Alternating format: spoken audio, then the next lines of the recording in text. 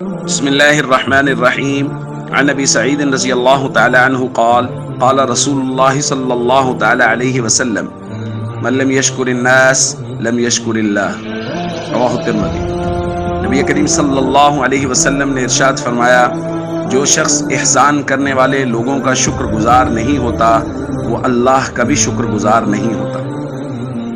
دوستو، آج 14 اگست یوم آزادی، یوم تشکر ہے۔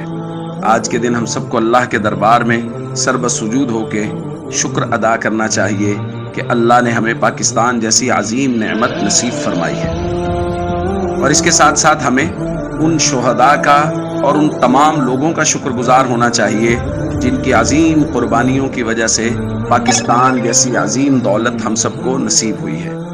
اس کے ساتھ ساتھ ہمیں پاکستان کی جغرافیائی اور نظریاتی سرحدوں کے محافظوں کا شکر گزار ہونا چاہیے جن کی قربانیوں کی وجہ سے پاکستان مستحکم ہے، اور اس کے ساتھ ساتھ ہم سب کو پاکستان کا مطلب اور مقصد ہمیشہ پیش نظر رکھنا چاہیے۔ کل ایک بزرگ کی بات سن رہے تھے، وہ فرما رہے تھے قیام پاکستان سے پہلے ہم 2 نعرے لگایا کرتے تھے۔ نمبر 1، پاکستان کا مطلب کیا؟ لا الہ الا اللہ، اور 2، پاکستان کا مقصد کیا؟ محمد الرسول اللہ۔ اس سے یہ معلوم ہوا کہ نبی کریم صلی اللہ علیہ وسلم کی مبارک تعلیمات ہی پاکستان کا مقصد ہیں، اور آپ کی مبارک تعلیمات ہی پاکستان کا مطلب ہے۔ جس شخص کی زندگی حضور کی مبارک تعلیمات سے خالی ہے وہ مقصد پاکستان سے بھی غافل ہے اور وہ مطلب پاکستان سے بھی غافل ہے۔ ہم سب کو حضور علیہ الصلوۃ والسلام کی مبارک تعلیمات سے اپنی زندگی کو مزین رکھنا چاہیے، اور اس کے ساتھ ساتھ ہم سب کو شہداء سے یہ عہد کرنا چاہیے کہ جس مقصد کے لیے آپ نے پاکستان کے حصول کے لیے محنت کی اور اپنا خون بہایا، ہم اس کو لے کے آگے چلتے رہیں گے۔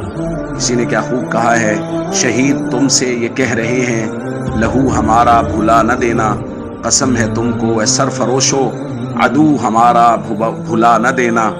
وہ اجڑا گلشن ویران گلیاں، وہ جلتے باغ اور اداس کلیاں، ہماری ماؤں کے بہتے آنسو، قسم ہے تم کو بھلا نہ دینا۔ وضو ہم اپنے لہو سے کر کے خدا کے ہاں سرخرو ہیں ٹھہرے، ہم عہد اپنا نبھا چکے ہیں، تم عہد اپنا بھلا نہ دینا۔ ہمیں اپنا عہد یاد رکھنا چاہیے، خدا نخواستہ ہمارے موٹر سائیکل کی سائلنسر کی آواز میں ہمارے ملک کا مقصد نہ دب جائے، خدا نخواستہ ہمارا آزادی منانے کا طریقہ ہمارے ملک کے مطلب اور ہمارے ملک کی اساس کو دبا نہ دے۔ ہم سب کو اللہ کا بھی شکر گزار ہونا چاہیے اور اپنے شہداء کا بھی شکر گزار ہونا چاہیے۔ السلام علیکم ورحمۃ اللہ وبرکاتہ۔